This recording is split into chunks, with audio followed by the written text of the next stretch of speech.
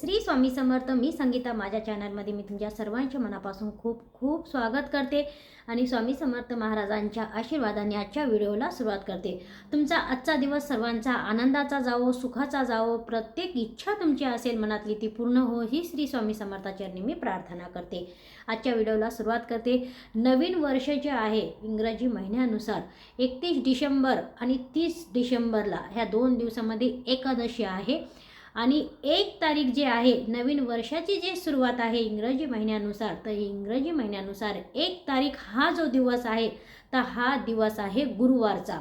तर नवीन वर्षाच्या पहिला दिवस जो आहे आणि हा गुरुवारचा आहे. हा गुरुवारचा दिवस जे आहे तर गजानन महाराजाला समर्पित आहे.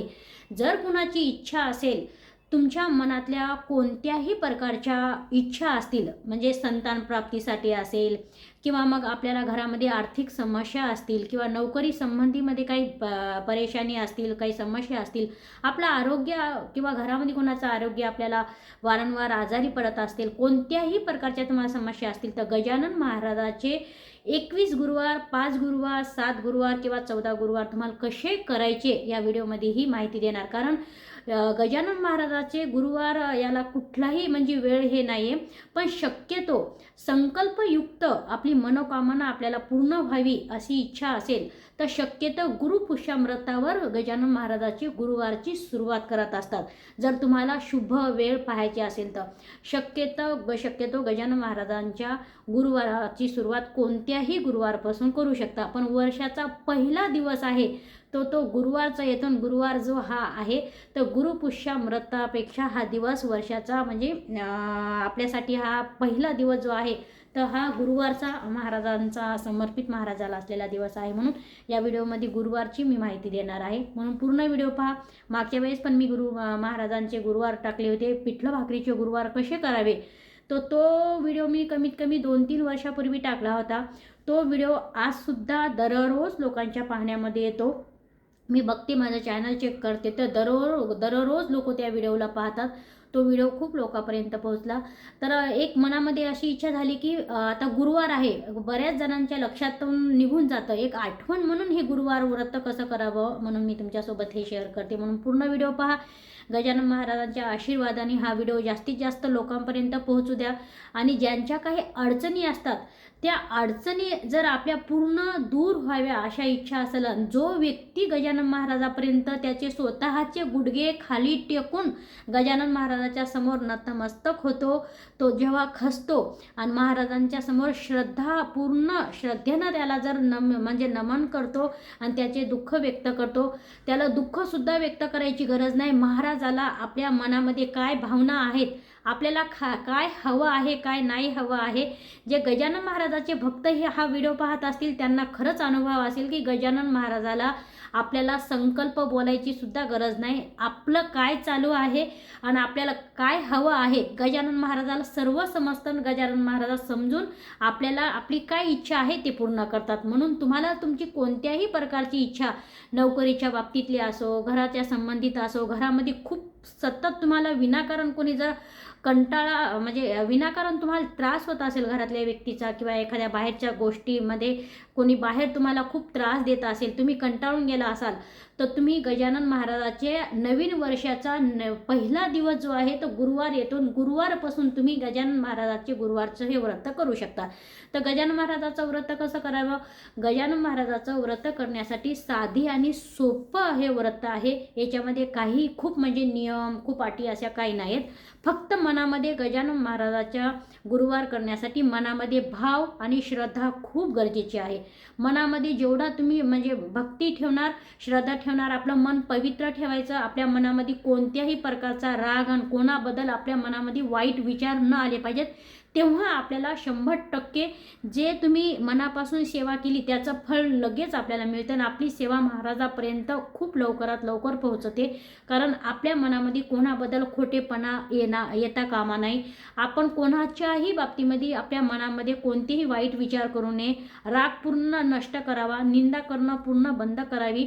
कमीत कमी गुरुवार चालू आहे तोपर्यंत तरी हे सर्वात महत्त्वाचं, हे टाळणं खूप गरजेचं आहे.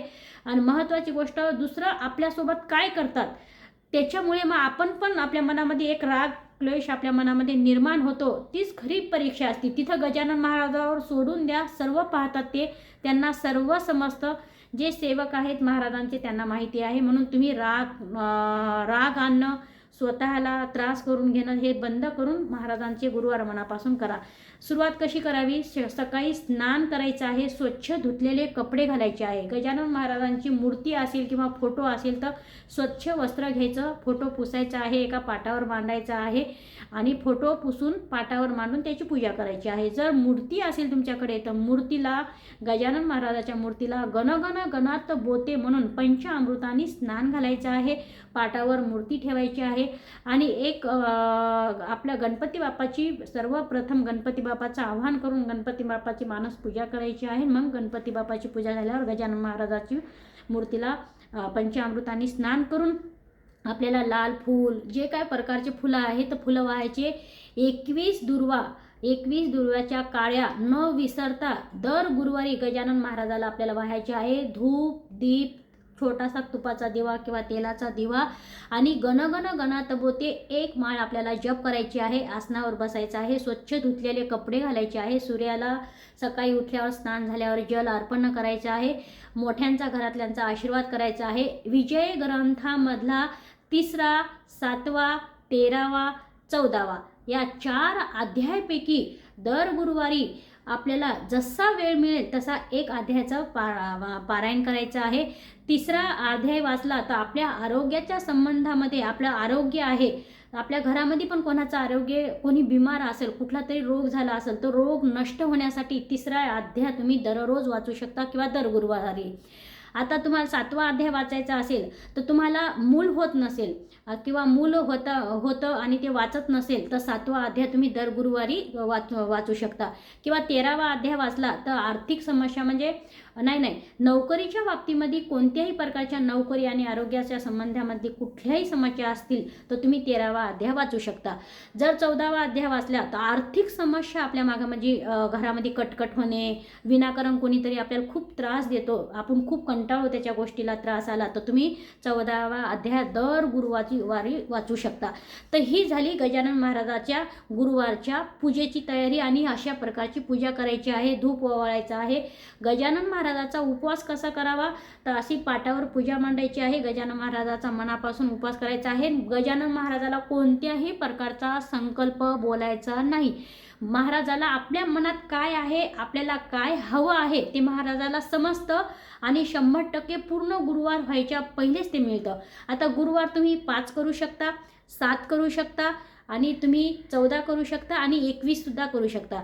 21 केले तर खूप चांगलं आहे. आणि दर गुरुवारी मोदक किंवा 21 मोदक किंवा पिठलं भाकरी, गजानन महाराजाला ठेचा, पिठलं भाकरी आणि चहा खूप खूप खूप प्रिय होता.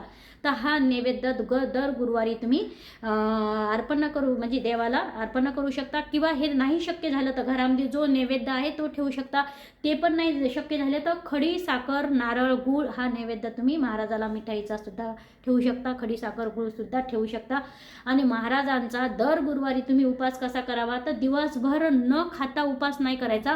दिवसभरातून तुम्हाला एक टाईम जेवण करून हा उपवास करायचा आहे. जे असेल घरामध्ये सात्विक अन्न खायचं आहे. पूर्ण निराकार म्हणजे न खाता उपास, निर्जला उपास आपल्याला करायचा नाही, खाऊनच उपास करायचा. गुरुवारचा उपास आहे महाराजांचा, तो खाऊनच करायचा असतो.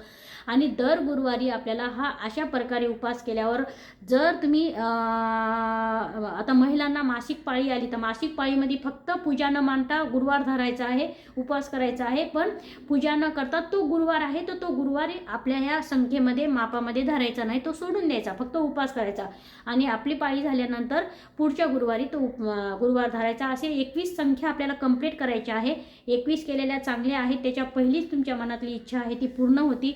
जर तुमची इच्छा गुरुवार तुम्ही केल्यानंतर त्याच्या पहिलेच पूर्ण झाली, तुमच्या मनामध्ये काय आहे ते सर्व गजानन महाराजांनी पूर्ण केलं, तरी गुरुवार तुम्ही कंप्लीटच करायचे आहे. अर्धवट सोडू नका, कंप्लीट करा. उद्यापन करा, 21व्या गुरुवारी उद्यापन करा. उद्यापन करून महाराजाला जसं ही पूजा मांडणी केली तसं उद्यापन करायचं आहे. आणि दुसरी गोष्ट, आपल्या क्षमतेनुसार कुठल्याही गरिबाला थोडंसं दान करायचं आहे. महाराजाचे आजूबाजूला एखादं मंदिर असेल गजानन महाराजाचं किंवा कुठल्याही मंदिरामध्ये जाऊन गुडघ्यावर बसून नतमस्तक होऊन महाराजाचे आभार मानायचे आहेत. आणि दर गुरुवारी जेव्हा उपास करणार तुम्ही, उपास करायच्या नंतर पूजा झाल्यानंतर गजानन महाराजाची 2 ते 2.5 मिनिटाची गजानन महाराजांची बावणी आहे, ती बावणी दर गुरुवारी आपल्याला पठण करायची आहे. आणि गजानन महाराजाचे अष्टक आहेत ते सुद्धा पठण करायचे आहे. आणि गणगण गणातबोते दर गुरुवारी हा जप करायचा आहे. अशा प्रकारे हे प्रॉपर गजानन महाराजाचे गुरुवार नवीन वर्षाच्या पहिल्या दिवशी जर तुम्ही हे केले, किंवा मग तुम्हाला हा व्हिडिओ खूप उशिरा पाहायला भेटला, तर कुठल्याही गुरुवारपासून हे गुरुवार केले तर मनातली कोणतीही शंका असू दे, तुमच्या कितीही त्रास असू दे, कोणत्या तरी मनात इच्छा आहे तुमच्या दडलेल्या आहेत त्या अशक्य असू दे, त्या 100% महाराज पूर्ण केल्याशिवाय राहत नाही. तर अशा प्रकारे गजानन महाराजाचं आता उद्यापन कसं सांगितलेलं आहे मी, की आपल्याला शेवटच्या दिवशी काय करायचं आहे, अशीच पूजा वगैरे करायची आहे. गजानन महाराजाचे अष्टक म्हणायचे आहे, बावणी म्हणायची, दर गुरुवारीच बोलायची आहे. आणि शेवटच्या दिवशी सुद्धा आपल्याला गजानन महाराजाचे आभार मानून कुठल्याही मंदिरामध्ये जाऊन आपल्याला दान करायचं आहे. आणि शेगाववरून आणलेली जी उदी आहे महाराजांची, अंगारा जो आहे तो दर गुरुवारी किंवा दररोज लावायचा आहे. कारण अंगाऱ्यामध्ये गजानन महाराजांचा एवढा पावर आहे, त्या अंगाराने कुठल्याही प्रकारचा रोग असो तो नष्ट होतो. त्या अंगाराने आपण पवित्र होऊन जातो. त्या अंगारामध्ये खूप पावर आहे. कोणत्याही कामाला तुम्ही जात असेल तर गजानन महाराजाचा शेगाववरून आणलेली जी उदी आहे तर ती दर गुरुवारी आपल्याला लावायची आहे. तर अशा प्रकारे तुम्ही गजानन महाराजाचे गुरुवार तुम्ही करू शकता. तर ही माहिती जास्तीत जास्त लोकांपर्यंत पोहोचा आणि शेअर करा, लाईक करायला विसरू नका. श्री स्वामी समर्थ.